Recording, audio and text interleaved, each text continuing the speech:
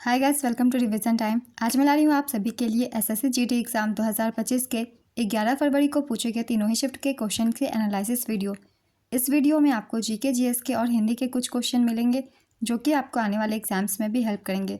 तो चलिए स्टार्ट करते हैं आज की ये वीडियो। मगर वीडियो को स्टार्ट करने से पहले अगर आप चैनल पर पहली बार हैं तो चैनल को ज़रूर सब्सक्राइब कर लें और साथ ही इस वीडियो को लाइक भी ज़रूर कर दें।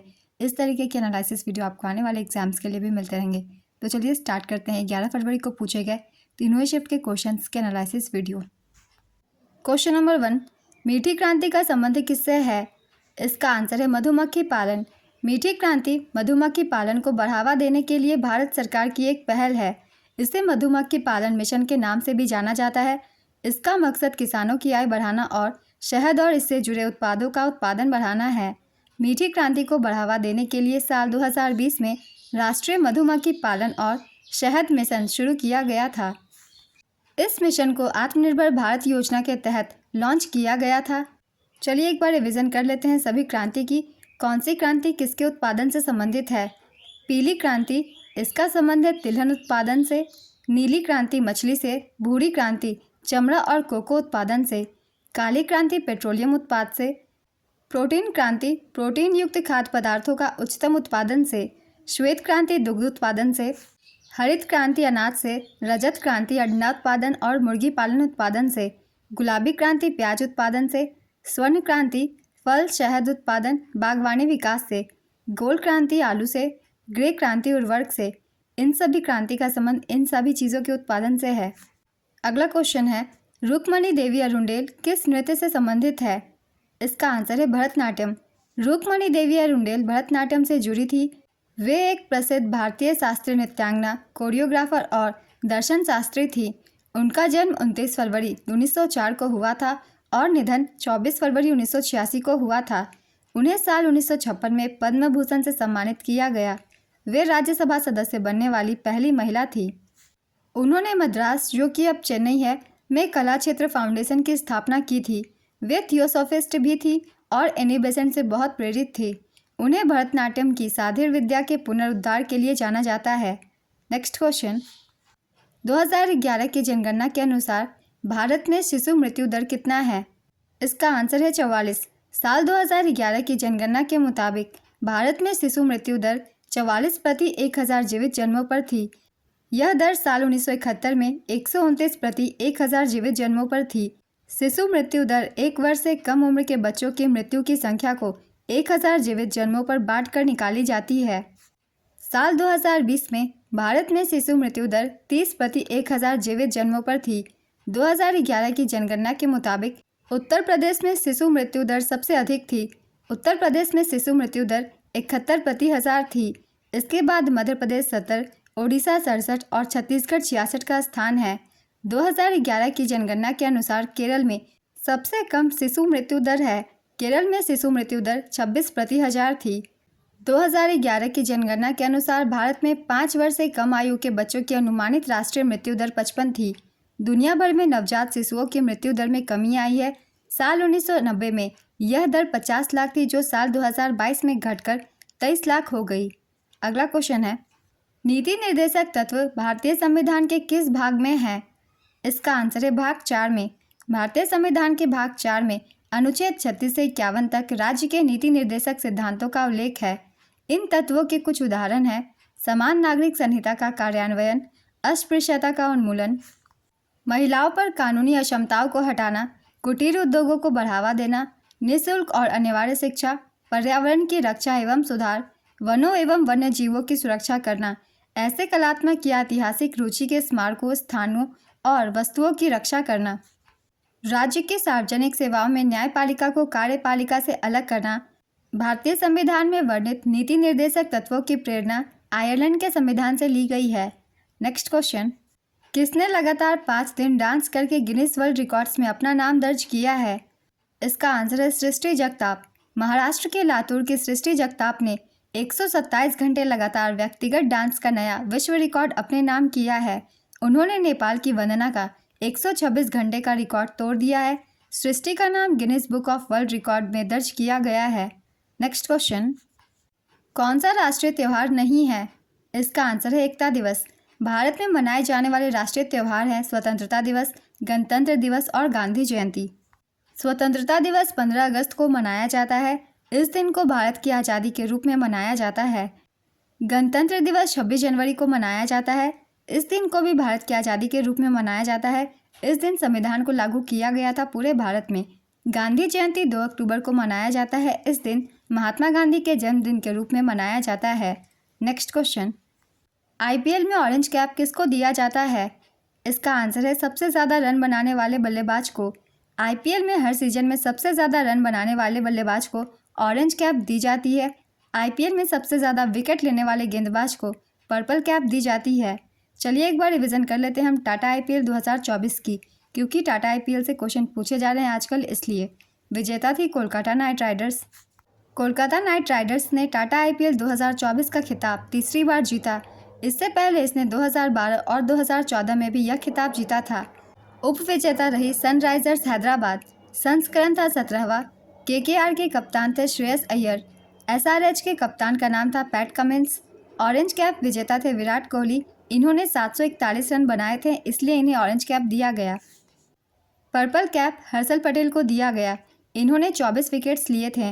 मोस्ट वैल्यूएबल प्लेयर थे सुनील नरेन। ये केकेआर टीम से थे। इन्हें 450 पॉइंट्स दिए गए। नेक्स्ट क्वेश्चन, डीजे वाले बाबू गाना किसने गाया है? इसका आंसर है बादशाह। हरित क्रांति के बाद किस क्रांति में फल और सब्जियों के उत्पादन को बढ़ावा दिया? इसका आंसर है सुनहरी क्रांति। सुनहरी क्रांति बागवानी, शहद और फलों के उत्पादन से जुड़ी है। यह क्रांति 1991 से 2003 के बीच हुई थी। इस दौरान भारत में बागवानी उत्पादों का उत्पादन बढ़ा और किसानों को बागवानी के फायदे का पता चला। इस क्रांति के दौरान भारत चीन के बाद दुनिया में फलों और सब्जियों का दूसरा सबसे बड़ा उत्पादक बन गया।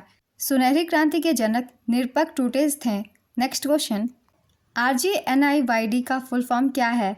इसका आंसर है Rajiv Gandhi national institute of youth development. भारत में राष्ट्रीय आपातकाल के दौरान कौन लोकसभा के कार्यकाल को एक बार में 1 साल तक बढ़ा सकती है? इसका आंसर है संसद। राष्ट्रीय आपातकाल की घोषणा के लिए भारतीय संविधान के अनुच्छेद 352 के तहत राष्ट्र को युद्ध, बाह्य आक्रमण और सशस्त्र विद्रोह की स्थिति में अनुमति दी गई है। नेक्स्ट क्वेश्चन, भारत में कौन सा मंत्रालय जनगणना संचालित करता है? इसका आंसर है गृह मंत्रालय। 1951 के बाद सभी जनगणनाएं 1948 के जनगणना अधिनियम के तहत की गई है। जनगणना किसी राष्ट्र, राज्य या अन्य भौगोलिक क्षेत्र की जनसंख्या की गणना करती है। ब्रिटिश इंडिया में प्रथम जनगणना 1872 में की गई थी। 1947 में स्वतंत्रता के बाद 1951 से जनगणना प्रति 10 वर्ष के अंतराल पर की जाती है। गृह मंत्रालय के अधीन रजिस्ट्रार जनरल और जनगणना आयुक्त द्वारा जनगणना की जाती है। नेक्स्ट क्वेश्चन, जो कभी बूढ़ा ना हो वाक्यांश के लिए एक सार्थक शब्द बताइए। इसका आंसर है अजर। स्वाधीन शब्द का विलोम शब्द क्या होगा?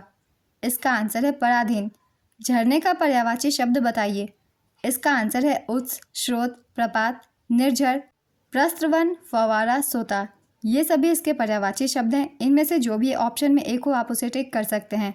नेक्स्ट क्वेश्चन, पीड़ितों के उत्थान के लिए किसने एक समाज की स्थापना की थी? इसका आंसर है ज्योतिबा फूले।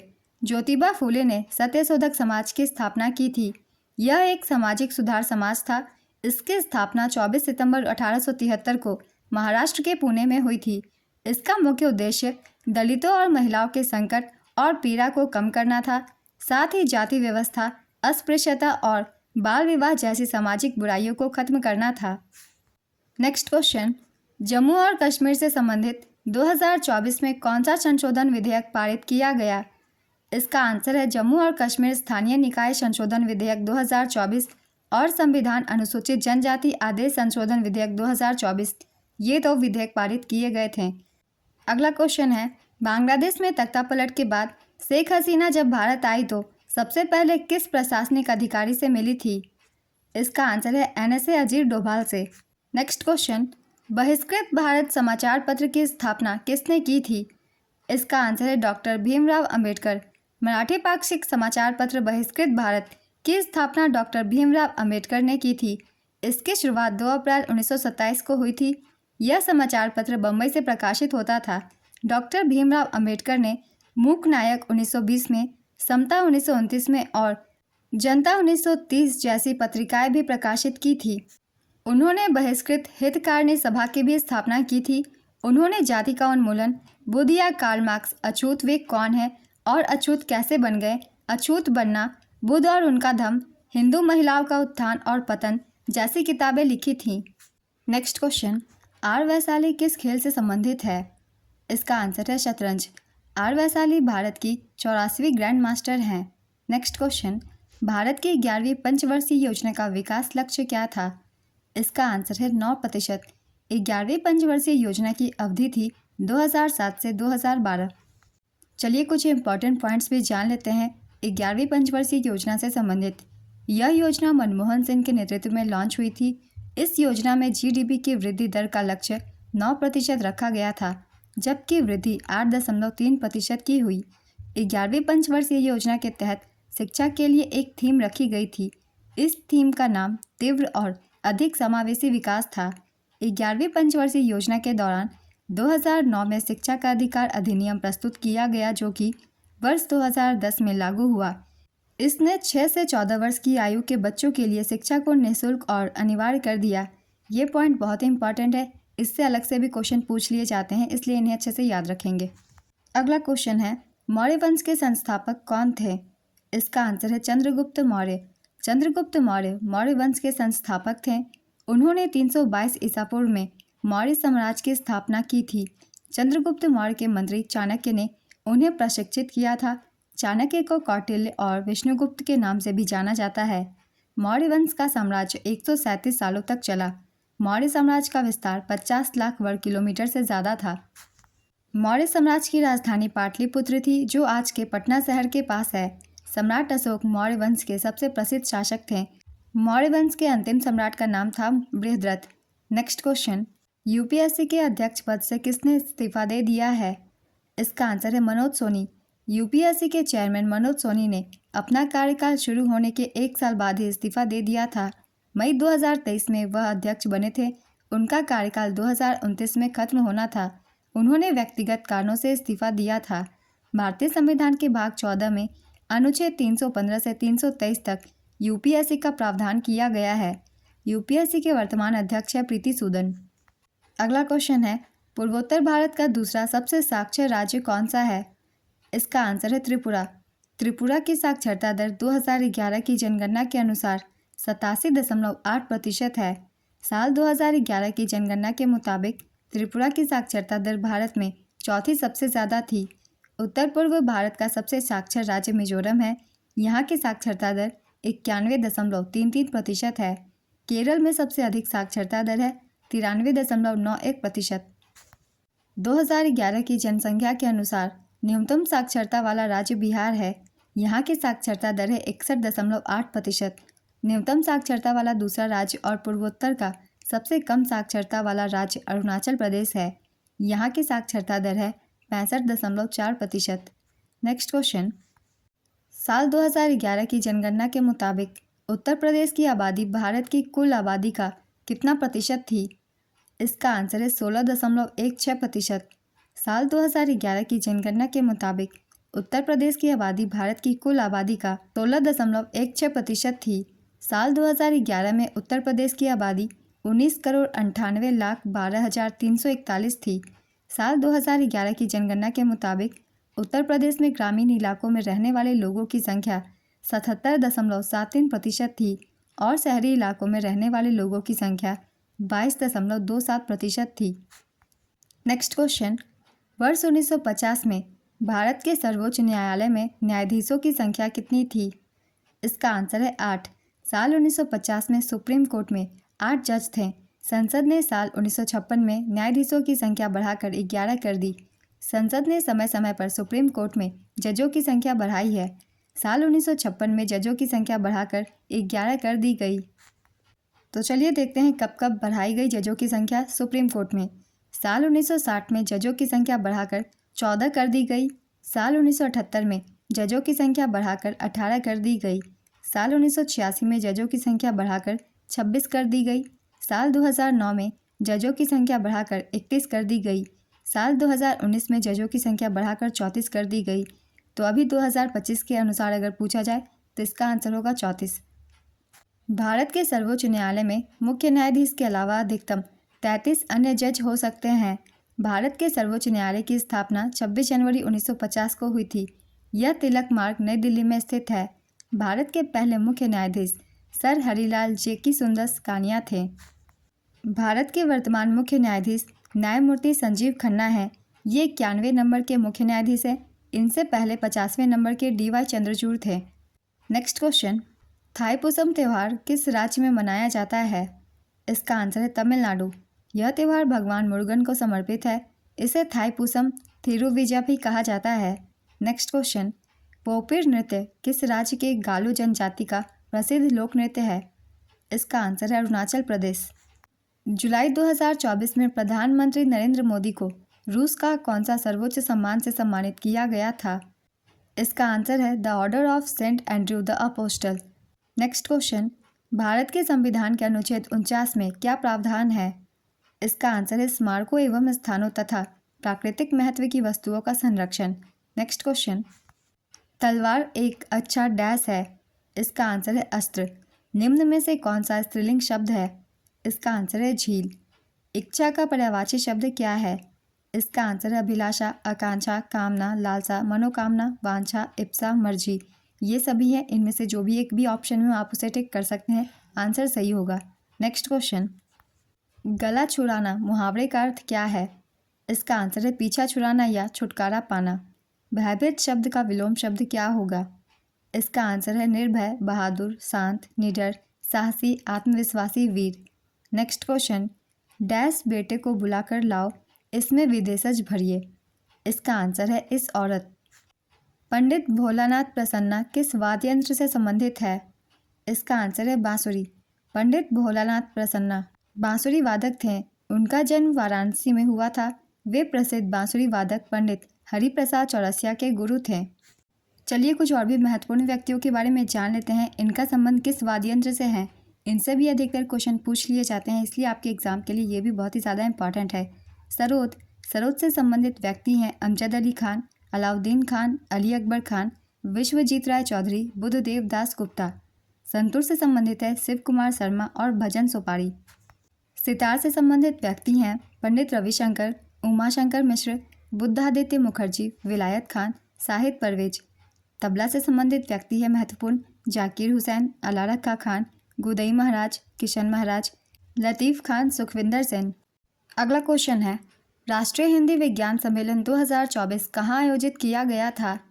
इसका आंसर है भोपाल में।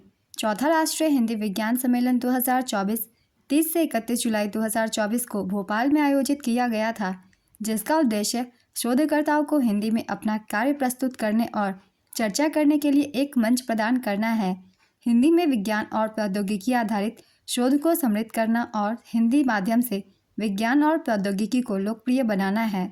नेक्स्ट क्वेश्चन, लगभग 300 मिलियन वर्ष पहले पैलियोजोइक युग के अंत से लेकर अंतिम ट्राइसिक युग तक किस महाद्वीप को अब तक हम पैंजिया नामक एक ही महाद्वीप के रूप में अस्तित्व के रूप में जानते हैं? इसका आंसर है उत्तरी अमेरिका।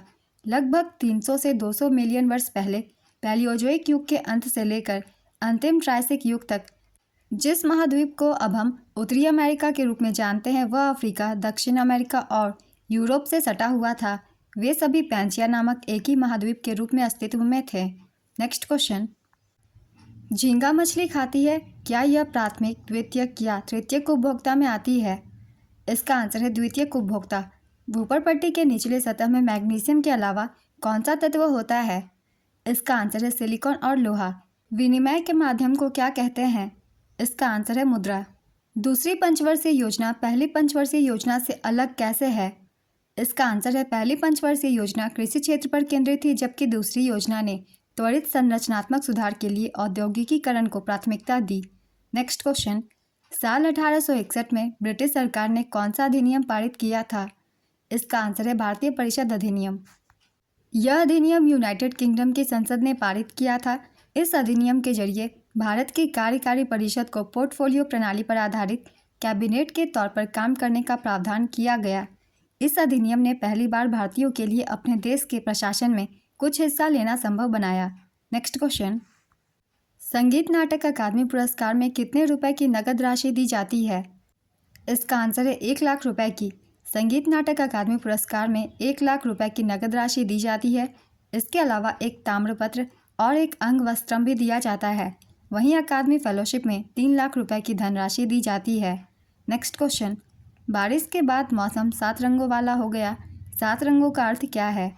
इसका आंसर है इंद्रधनुष। रात्रि का पर्यायवाची शब्द बताइए। इसका आंसर है निशा, रैन, रजनी, यामिनी, तमी, निशी, त्रियामा, विभावरी, छंदा, सरवरी। नेक्स्ट क्वेश्चन, संदीप कुमार किस खेल से संबंधित है? इसका आंसर है कुश्ती, तीरंदाजी, रेस वॉकिंग और कबड्डी। किस व्यक्ति ने 15 अगस्त 1947 को भारत में स्वतंत्रता के अवसर पर जश्न मनाने के लिए लाल किले पर शहनाई बजाई थी? इसका आंसर है बिस्मिल्लाह खान। सितंबर या अक्टूबर महीने में 10 दिनों तक मनाया जाने वाला त्यौहार कौन सा है? इसका आंसर है ओणम। ओणम का त्यौहार 10 दिनों तक मनाया जाता है। यह त्यौहार केरल में बड़े उत्साह के साथ मनाया जाता है। ओणम को थिरुओणम या थिरुवोणम के नाम से भी जाना जाता है। नेक्स्ट क्वेश्चन, न्यूनतम आवश्यकता कार्यक्रम MNP किस पंचवर्षीय योजना के दौरान शुरू किया गया था? इसका आंसर है 5वीं पंचवर्षीय योजना के दौरान। 5वीं पंचवर्षीय योजना गरीबी उन्मूलन, रोजगार और न्याय पर केंद्रित थी। इसकी अवधि थी 1974 से 78। नेक्स्ट क्वेश्चन, यामिनी कृष्णमूर्ति किस नृत्य शैली के लिए प्रसिद्ध है? इसका आंसर है भरतनाट्यम और कुचिपुड़ी।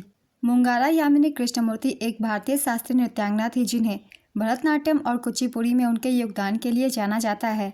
उन्हें 1968 में पद्मश्री, 2001 में पद्म भूषण और 2016 में पद्म विभूषण और 1977 में संगीत नाटक अकादमी पुरस्कार से सम्मानित किया गया था।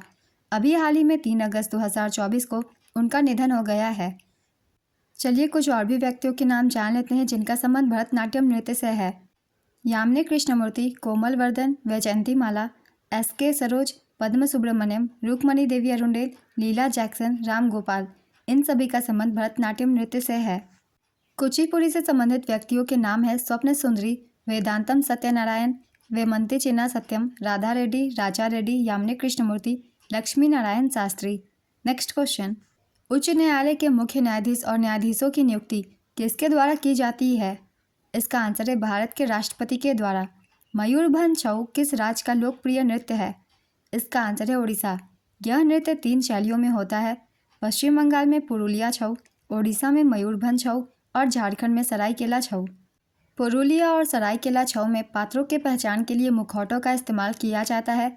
छऊ नृत्य को साल 2010 में यूनेस्को की मानवता की अमूर्त सांस्कृतिक विरासत की सूची में शामिल किया गया था। नेक्स्ट क्वेश्चन, साल 1930 में दांडी मार्च का नेतृत्व किसने किया था? इसका आंसर है महात्मा गांधी। इसे नमक सत्याग्रह या सविनय अवज्ञा आंदोलन के नाम से भी जाना जाता है। यह आंदोलन ब्रिटिश शासन के खिलाफ था। यह 12 मार्च 1930 को अहमदाबाद के साबरमती आश्रम से 78 अनुयायियों के साथ 241 मील की यात्रा के साथ शुरू हुआ था। 5 अप्रैल 1930 को महात्मा गांधी दांडी पहुंचे थे। नेक्स्ट क्वेश्चन, वर्तमान में केंद्रीय कैबिनेट पंचायती राज मंत्री कौन है? इसका आंसर है श्री राजीव रंजन सिंह उर्फ ललन सिंह। नेक्स्ट क्वेश्चन, लोसर महोत्सव कहाँ मनाया जाता है? इसका आंसर है लद्दाख में। लद्दाख में लोसर महोत्सव को तिब्बती नववर्ष के नाम से जाना जाता है। यह त्यौहार 15 दिनों तक चलता है और तिब्बती बौद्ध लोग इसे सबसे ज़्यादा धूमधाम से मनाते हैं। अरुणाचल प्रदेश के मोनपा जनजाति लोग भी लोसर त्यौहार को 3 दिनों तक मनाते हैं। नेक्स्ट क्वेश्चन, रेडियो तरंग की खोज कब और किसने की थी? इसका आंसर है हेनरिक हर्ट्ज ने 1880 के दशक के अंत में की थी। नेक्स्ट क्वेश्चन, केंद्रीय मंत्री डॉक्टर जितेंद्र सिंह को किस क्षेत्र में महत्वपूर्ण योगदान के लिए लाइफ टाइम अचीवमेंट अवार्ड से सम्मानित किया गया? इसका आंसर है मधुमेह विज्ञान के लिए। मिश्रित अर्थव्यवस्था में कौन सा क्षेत्र भागीदारी करता है? इसका आंसर है सरकारी एवं निजी क्षेत्र। कौन सी पर्वत श्रृंखला नर्मदा ताप्ती नदियों के बीच और सोन नदी के दक्षिण में स्थित है? इसका आंसर है सतपुरा मैकाल रेंज। अंकुर शब्द के पर्यायवाची शब्द बताइए। इसका आंसर है कोमपल, मोड़, कोपल, नोक, सूजन, रोआ, कली। इनमें से जो भी ऑप्शन में हो आप उसे टिक कर सकते हैं। 2011 की जनगणना में सबसे कम जनसंख्या किस केंद्र शासित प्रदेश की है? ऑप्शन थी दादरा और नगर हवेली, दमन और दीव, पुदुचेरी और चंडीगढ़। इसका आंसर है दमन और दीव। 2011 की जनगणना के अनुसार न्यूनतम जनसंख्या वाला केंद्र शासित प्रदेश लक्षद्वीप है। न्यूनतम जनसंख्या वाला दूसरा केंद्र शासित प्रदेश दमन और दीव है। अगर ऑप्शन में लक्षद्वीप ना हो तब हम आंसर टिक करेंगे दमन और दीव। तीसरे स्थान पर है दादरा और नगर हवेली। 2011 की जनगणना के अनुसार सर्वाधिक जनसंख्या वाला केंद्र शासित प्रदेश दिल्ली है। दूसरे स्थान पर पुदुचेरी और तीसरे स्थान पर चंडीगढ़। 2011 की जनगणना के अनुसार न्यूनतम जनसंख्या वाला राज्य सिक्किम है। यहाँ की आबादी 6 लाख है। न्यूनतम जनसंख्या वाला दूसरा राज्य मिजोरम है। यहाँ की आबादी 10 लाख है। न्यूनतम जनसंख्या वाला तीसरा राज्य अरुणाचल प्रदेश है। 2011 की जनगणना के अनुसार सर्वाधिक जनसंख्या वाला राज्य उत्तर प्रदेश है। यहाँ की आबादी 20 करोड़ है। दूसरे स्थान पर महाराष्ट्र। यहाँ की आबादी 11 करोड़। तीसरे स्थान पर बिहार। अगर आपने मेरी पहले की एनालिसिस वीडियो देखी है तो इसका आंसर ज़रूर किया होगा, क्योंकि मैंने सारी डिटेल डाली हुई है पहले के एनालिसिस वीडियो में भी। तो एक्स्ट्रा फैक्ट्स में जितने भी पॉइंट्स होते हैं उन सभी को आप सब ध्यान से सुना कीजिए। चलिए दूसरे क्वेश्चन को देखते हैं। मेगास्थनीज किसके शासनकाल में आए थे? इसका आंसर है चंद्रगुप्त मौर्य के। मेगास्थनीज एक यूनानी राजदूत थे जो चंद्रगुप्त मौर्य के दरबार में आए थे। मेगास्थनीज को भारतीय इतिहास का पिता कहा जाता है। उन्होंने इंडिका नामक पुस्तक लिखी थी। Next question. 1947 में संविधान सभा में कितने सदस्य थे? इसका आंसर है 389। भारतीय संविधान सभा में साल 1947 में कुल 389 सदस्य थे। इनमें से 292 सदस्य प्रांतीय प्रतिनिधि थे। भारत के विभाजन के बाद इन सदस्यों में से 299 ही भारत में रह गए। 9 दिसंबर 1946 को भारत की संविधान सभा की पहली बैठक हुई थी, जिसमें 207 सदस्यों ने भाग लिया। Next question. वर्तमान में सड़क परिवहन और राजमार्ग राज्य मंत्री कौन है? इसका आंसर है नितिन गडकरी। 2020 के अनुसार भारत की कुल जन दर प्रति 1000 जनसंख्या पर कितनी थी? इसका आंसर है 19.5।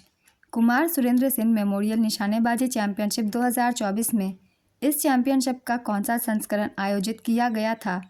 इसका आंसर है 22वां। इसका आयोजन भोपाल मध्य प्रदेश में किया गया था। Next question. टेनिस में सर्व करने का लिमिट कितना होता है? इसका आंसर है 25 सेकेंड। टेनिस में सर्वर को अपनी अगली सर्व तैयार करने के लिए प्रति पॉइंट 2 सर्व और पॉइंट के बीच 25 सेकेंड मिलते हैं। आज की एनालिसिस वीडियो कंप्लीट होती है। अगर आप सभी को ये वीडियो हेल्पफुल लग रही है तो वीडियो को लाइक ज़रूर कर दीजिएगा और साथ ही चैनल भी ज़रूर सब्सक्राइब कर लीजिए, ताकि हर वीडियो की नोटिफिकेशन भी आप सभी को मिल जाए और आपकी कोई भी इंपॉर्टेंट टॉपिक मिस ना हो। तो फिर मिलते हैं अगली वीडियो के साथ। आप सभी को आने वाले एग्जाम्स के लिए ऑल द बेस्ट।